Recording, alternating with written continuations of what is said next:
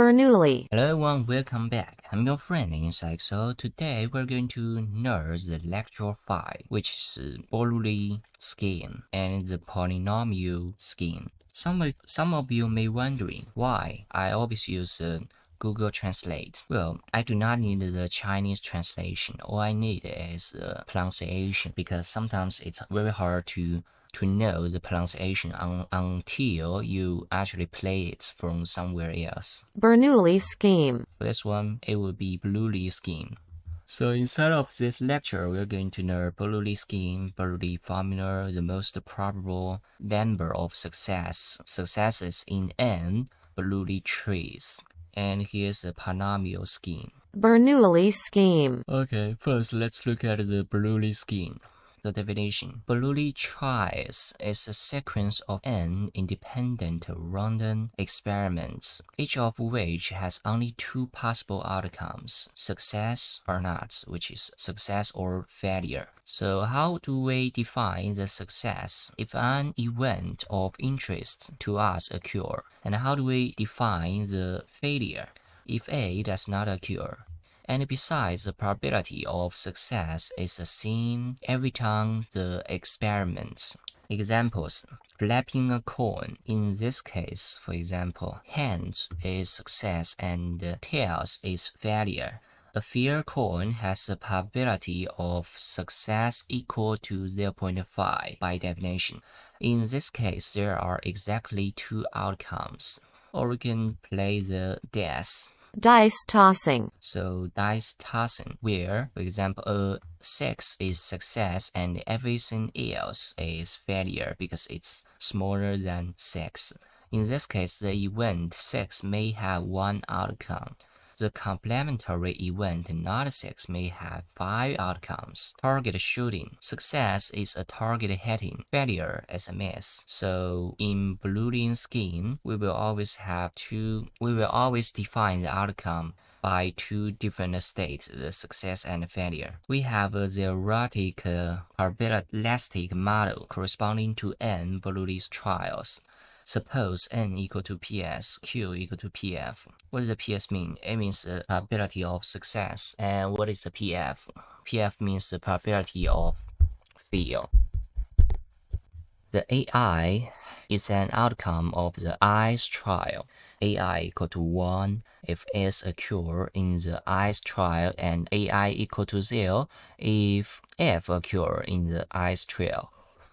The triple omega FP, where the omega equal to an expression, and for this expression, the W it's a variable, it's equal to what? This is I don't know. It's probably a set of something. And for each one, we may assume that A1 is an event, and it only have two states, 0 or 1. If it's equal to 0, that means it failed. If it's 1, it means success. And this probably, I don't know the symbol. It's probably for every of that. Here we go. This is for every X inside of group A or inside of the set A.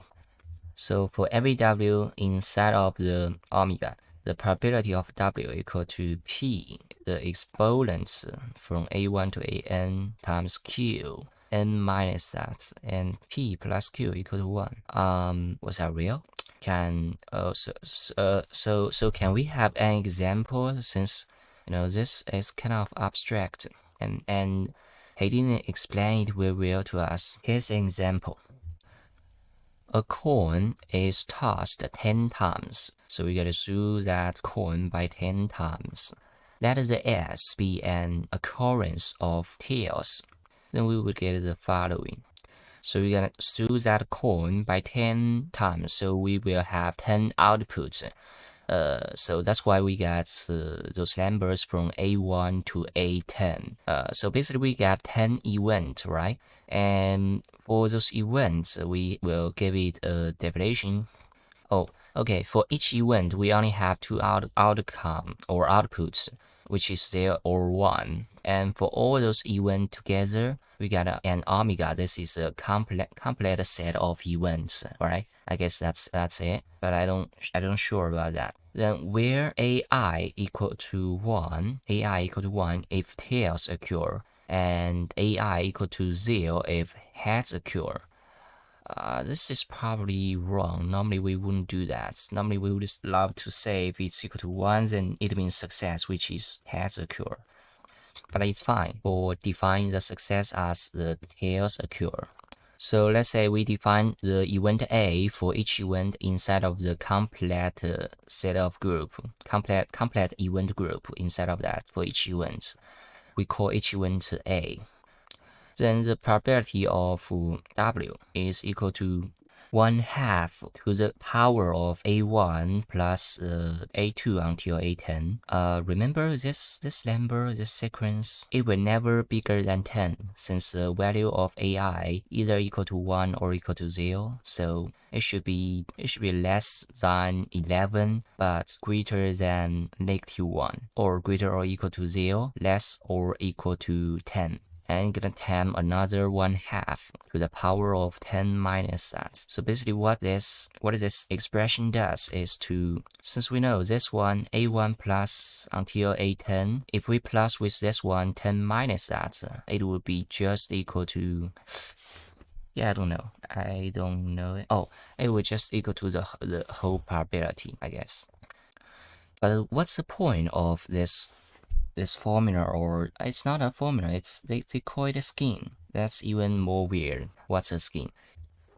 Scheme is a verb. It means make plans, especially in a diverse way or with intent to do something illegal or wrong. Illegal. So that makes sense. Let's go on. Let's read it along. We said we may get the final answer of everything. So Bernoulli formula. The formula used with Bernoulli trials computes the probability of obtaining exactly n successes in n Bernoulli trials. For example, the probability of obtaining n defective products among n products. Defective products, which probably means bad products or something like that. Defective. Defective, imperfect, or faulty. The probability of n targets hitting at n shots. If we know the probability of hitting, why we love to know the probability theory? Because in our real life, sometimes you cannot find a certain rule about something. For example, the stock market, or let's say the Bitcoin price. You don't know how it goes at most of the time. But you know one thing, which is if you try 10 times of investments, how many times you gonna gain money, how many times you are going to lose. So in this case, it will related to the probability theory, something like that. But to be honest, I never tried to calculate the probability when I doing the investments. I never do that since I don't know anything about it. So what I do is just follow my feeling. You know, when I think it's going, the price is going to go high, then I would buy it.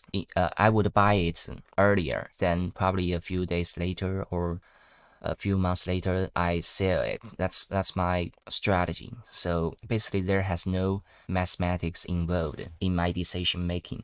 But if we can actually finish the reading of this book, maybe I'll try to, use some mathematics model to control my investments. Maybe, I don't know. So Bernoulli formula, this is a formula, right? The probability of obtaining exactly n successes in n Bernoulli tries is equal to something like this. So he somehow gave us the formula, but we don't know how to use it unless we know this first, CMN.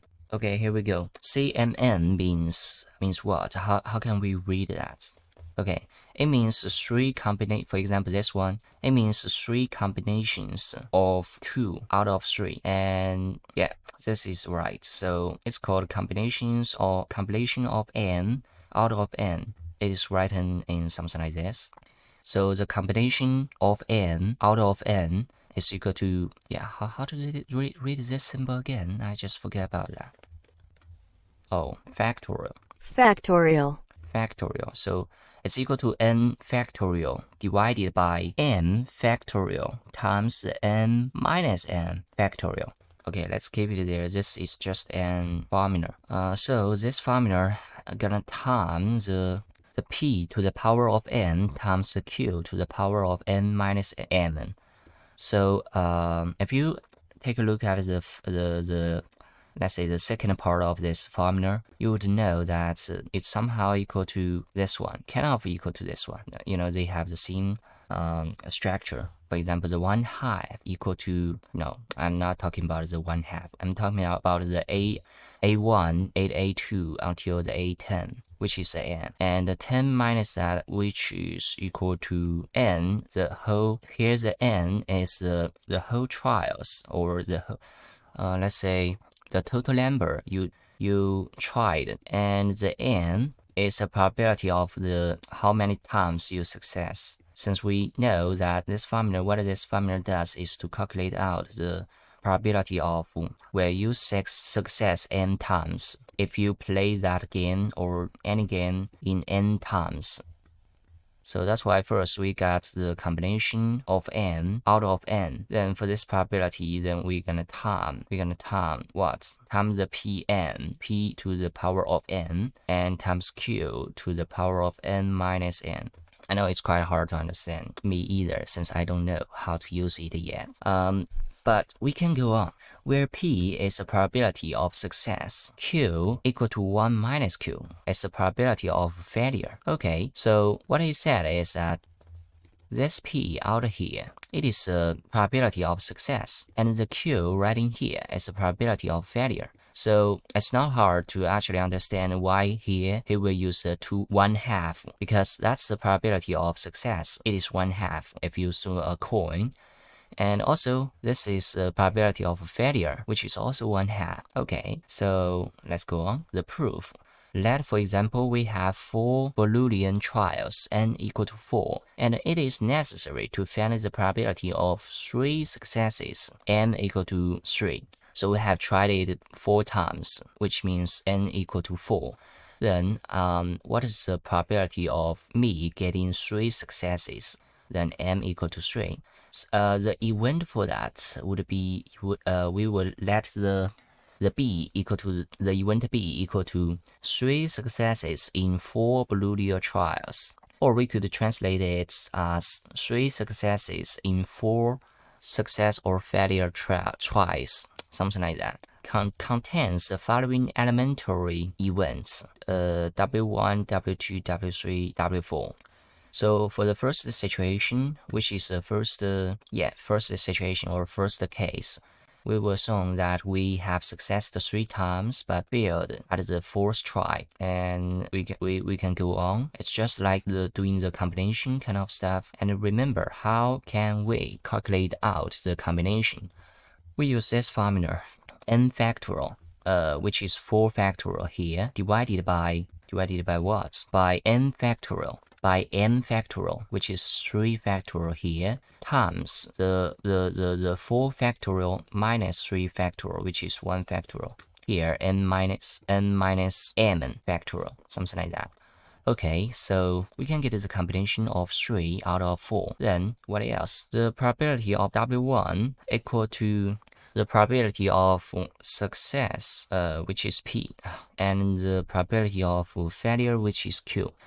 But that makes sense. Okay, so we're gonna to the power of 3 to the power of 1. Why we do that? Okay, so consider this SSSF as a consecutive sequence. We have tried it 4 times. That's why we got 4 characters here. And for each character, we got 2 outcomes. We got 2 outputs, and basically we got 2 situations out there. And for each time, after we have tried it the first time, when we try the second time, the second probability would be let's say products times the previous probability. So that's why here as you could see, we are using the exponents. It may not very clear. I use my laptop to draw something for you so that you could understand what I mean. Right, so Right now, as you could see my screen, I'll explain to you why the W1 equal to P to the power of 3 and Q to the power of 1. Why it is that right? So you could think the SSSF as a sequence of events or something like that. And but the first time for the S, you make it as either 0 or 1. That's probability of that. But the second, when you get into the second event, since it's a consecutive event, the second event's probability is indeed based on the previous one. So you have to use this symbol times the previous probability. So probability 1 times probability of 2. And since here we got 4 of them, so we're gonna time probability of 3 times probability of 4, something like that. And for this case, why here we got the P to the power of 3. The P, as he defined earlier, it's just equal to the probability of success. And since we got 3 success when we do the trials or make that sample, so that's why we have 3 success timed together. And we also have 1 failure out there. And since before we had defined the probability of failure is equal to P, so that's why here we're gonna time a P. And in the end, we got this one. Since we are going to time it together, and as we all know algebra, it would just be equal to P to the power of 3 times Q to the power of 1. And for the second one, the W2, it's basically the same thing. But instead of that, it would be P times Q times P. But since we have nerd algebra, this could just equal to P times P times P times Q. And in the end, it's equal to that one. So I hope you have a better understanding now. Okay, then after that, what we have the probabilities of elementary events of event B are the same and equal to the P to the power of 3 times Q to the power of 1. Further, because the event B contains the combination 3 out of 4 disjoint equally likely elementary events, so its probability by the sum rule is equal to something like this. Okay, we have to understand this sentence because the event B contains combination 3 out of 4 disjoint equally likely elementary events. This is quite hard to understand, especially if you don't know anything about the word disjoint. What is the event B? The event B is 3 successes in 4 Bernoulli trials. But before we get the 3 success, we have to make sure that we would take 3 times on 3 objects or 3 elements. That's why we need the probability of combination 3 out of 4. We have to first get the 3 element first. Then we could be able to determine if the 3 events or if the 3 cases, what's the probability of it to be success or failure. And as we know, let's say for all those trials and failures, it has the same probability. So that's why here we time the combination, the probability of the combination by the probability of the success or failure. I hope I am right, but I'm not sure about that. Consider a general case. For an elementary event W equal to A1, A2 until AN, we have AI equal to 1. If the S occur in the ith trial and AI equal to 0, if F occur in the ith trial, we denote that. Okay, so what is that? So what is an elementary event? I guess this is definitely the wrong translation. We have AI equal to 1 if S occur. What's the S mean here? Let S be the occurrence of tails, which means success, I guess. So if AI equal to 1, it means success occur in that trial. And if that's equal to 0, it means we got a failure out there. And for this event W, it just means that we do a series of actions and we will get a series of outputs or a series of results, something like that. If you know the programming, you should know what I was talking about. But if you don't know it, it's probably very hard for you to understand it. We denote by, what is that? Denote. Denote. Be a sign of, indicate. Bn equal to the W, A1 plus A2 until An equal to n. This event is the fact that n successes occur in n Bernoulli trials. Because the W belong to the Pn, then probability of W equal to p to the power of n times q to the power of n minus n. Since we will always have to state success or failure, so that's why the two probability, they will occur exactly n time and n minus m time. And I guess this is just the repeating of what we have learned so far. I mean, this means the probability of try n times. What's the probability of n success out of n? It's something like this: the combination of n out of n times the probability of success to the power of n times the probability of failure to the power of n minus n. I don't know how they think about it, but it seems like they are love to use the n and the m. But to me, it's quite hard to distinguish them by speaking. If you listen to my pronunciation again, you would notice that n, amen, n, amen, they are quite similar, I guess. So, where the combination m out of n is the number of elementary events constituting an event bm. For example, the number of possible locations of n successes among n places.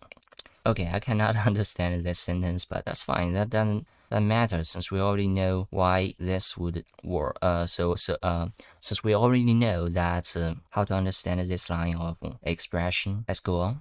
Example: coin is tossed 10 times. Then is the probability that tails occur exactly 5 times. So I know that we have tried it 10 times, so that's why n equal to 10, and we want to find out the probability of m success out of n. So m equal to 5, and since we are doing a coin, we're doing a coin tossing.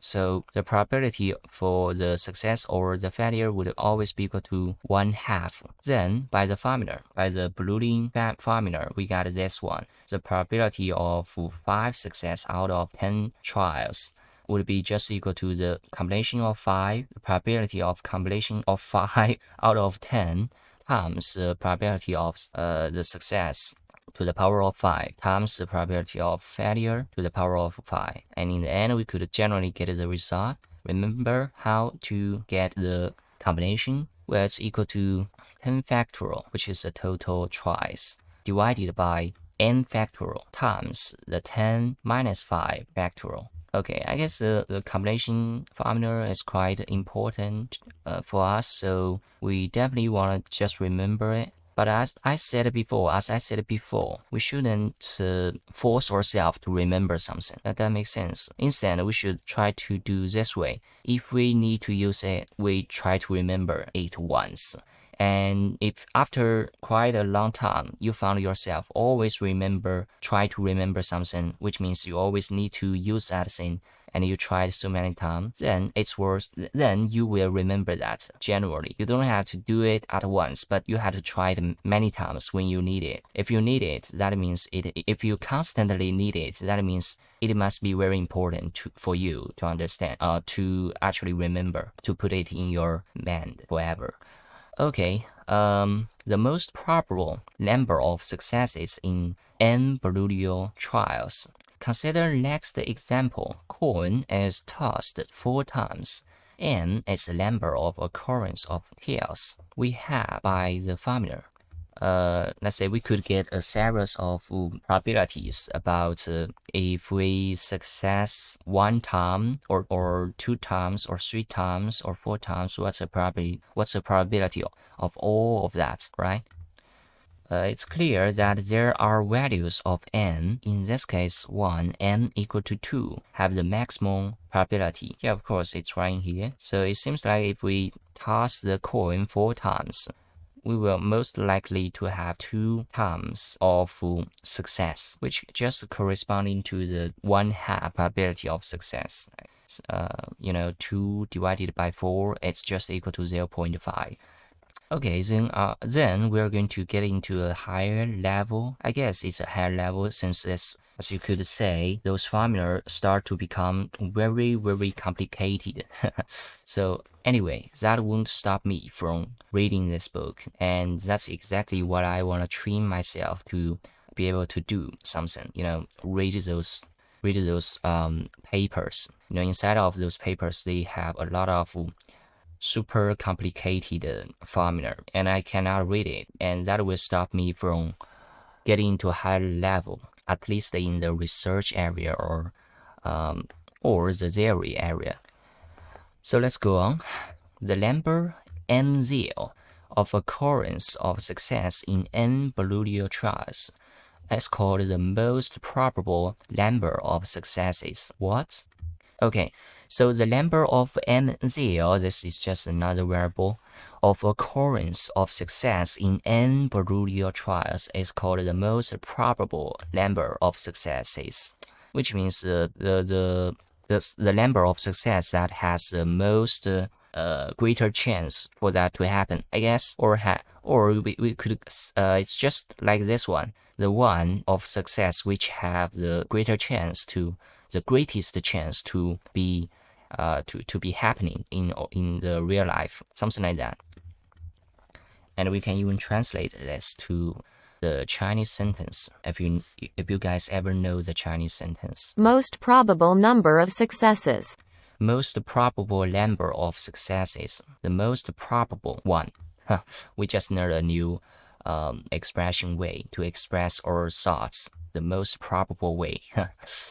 So anyway, if the probability Pn MZ is the largest among the probabilities Pn Mn for any n equal to 0, 1 until n, then we use a mathematical expression to express it again, something like this. The probability of MZ success out of n would definitely greater or equal to the probability of n success out of n. Let me just repeat it again. The probability of n success out of n. I hope you understand that. If you don't, then this video doesn't actually shoot you. And the n it can be any number from 0, 1 until the n. We calculate the n 0. How can we do that? We use the following formula. Okay, so it seems like okay, so here we got a fraction.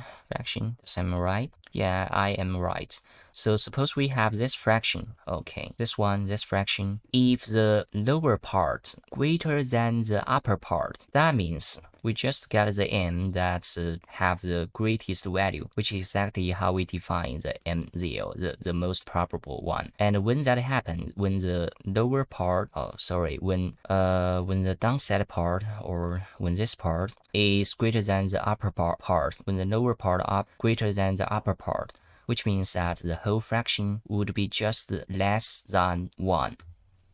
And here it's just something that I tell you, that I have already told you, that if the upper part less than the lower part, then the value of that fraction would definitely less than 1. And since we know it's less than 1, we could do some transformation for this let's say unequal equation into this form, so that we know if the n satisfies this expression, then we'll have the n, which is the most probable case from all those probabilities. Inequality. Okay, they call it inequality. Inequality. Inequality. That's how they call this one. It's an inequality. Okay, and you may ask me where this expression come from. Where this one come from? Well, it's just come from this one. Since we know that we just constructed a fraction, then according to the formula we learned before, we could get its corresponding value by using that formula, or by using that formula. Then we could do some simplification, and in the end we get this one. You know what, we can even try to do this by ourselves, but I don't think it's necessary. For example, it can be quite simple. Yeah, let me show you. For this one, it's just corresponding to this one, and in the end, what you end up would be the single p, since they are cancelled out, only left by p to the power of 1, which is a p. And then, for this one, n factorial, it's corresponding to this one, and they are cancelled out. And it's even, let's say, more funny. For this one, it's corresponding to this one. And then when they cancel out with each other, the 1 minus p will be left in the denominator. And as for this one, n factorial and n plus 1 factorial, if you know the let's say the theory of the factorial, you would know that they can also be cancelled out, and in the end will be just left in by n plus 1 in the denominator. And the same thing applies to n minus m and n minus m minus 1 too. You could try to do that by yourselves. I won't cover it here. So anyway, we got this value. We got this value as a result of this fraction. Okay, so let's say for the fraction, it has some features. For example, when the numerator greater than the denominator, then the whole value for this fraction would be greater than 1. For example, this one, it will be greater than 1. Then we'll get we'll get an inequality. Inequality. Then for the fraction, it also has another probability. The numerator equal to the denominator. In that case, the whole expression would be just equal to 1, like what I pointed out here. It would be just equal to 1. And for this case, we will also get an equation. Then, if the numerator less than the denominator, then we would get the value less than 1 here, as I pointed out. And also we'll get a new inequality let's say, how to do that again? Inequality. Okay, we'll get a new inequality. So for this case, if let's read along. Thus, while n increases and reaches the value np minus q, we will always have the probability of n plus 1 success out of n greater than the probability of n success out of n. And with the increase in number n, the probability of success, the probability of m success out of n will always increase. And when the number n, by increasing, crosses the border or beyond the value np minus q, the probability of m success out of n begins to decrease and will decrease to probability of n success out of n. What he was talking about, and to be honest, I do not understand this paragraph. So let me think about this way. What he is trying to describe is that when the variable n gets changed, the probability of m success out of n will also change. And he's describing the relationship between the change in n and the change in this expression. Okay, here I got its idea. So what he said is that when n increases and reaches the value of np minus q, which is right in here, the n is getting increased slowly, and it's approaching the np minus q, and along the way, the n plus 1 probability will always greater than the n probability, which means the probability of n is increasing. I hope you understand that. If you don't, try to read this book by yourself again. Yeah, it's something like that. And again, let's go on. If it's just equal to that, m just equal to that, that would be the point that will not change. This is a third point. After this point, when the number n, by increasing but across the border, which is across this value, higher than this value, then from this one we could know that when the m increase, the probability of that will smaller than the probability of n, which is the previous one, which means if inside of a series, the later one's value less than the previous one's value, then that means that array is in decreasing. That's why he say something like this. Okay, and since we know that, we know the probability of n at the beginning it's in the increasing, then it's start to decreasing. And for that case, the turning point, it's a maximum value. If you don't know what I was talking about, let me just draw a graph quickly. Draw a graph here, let's say. So for the graph of that will be just something like this. It's just like a functional graph. And I would assume that this is a turning point. And you would say it's definitely let's say the maximum point over all of other values. So for this case, if we if we could calculate out this n, the value of n in this situation, then that means this is the most probable n, or the most probable number of success. Here we go. This is the expression that I was talking about. Just something like this. Very clear and easy, but okay. I hope you understand that. If you don't, I don't know how to do that. Okay, so let's go on. Therefore, define the interval length of one vector in which there is an integer number m0. If pn plus p is integer, then two most probable numbers of successes which have the same probabilities exist. What is that? No, never mind. Just forget about that. That doesn't matter. Let's get into an example. A coin is tossed 4 times. Find the most probable number of occurrence of trails. So we have tried it 4 times. Yeah, what's the most probable case or success number? What is that? Okay, according to this equation, I would like to call it an equation. The n is the total times, which is 4. The probability of p means the success of the probability of success, and this means the probability of fail. I guess this expression is wrong according to his Krassin. His Krassin says that he will throw it 4 times, but actually he threw it 5 times. Yes, you could say the n equal to 5. Yeah, I cannot believe that this book also have some errors inside of it. For my theory, I would just calculate out the n equal to this one. If we apply that into this example, that would be just equal to 2.5. which is just one of the probability, not all of them. So that means my method is kind of wrong or not totally correct. But instead, if you are using his method, you will get a range for the target variable m0. And this range is from 2 to 3, and then we'll somehow calculate out the 2 and 3, the probability of that. And they are equal. That doesn't matter. Let me just go back to the one that he was talking about here. We know if the m0 is the most probable point, then for that point 8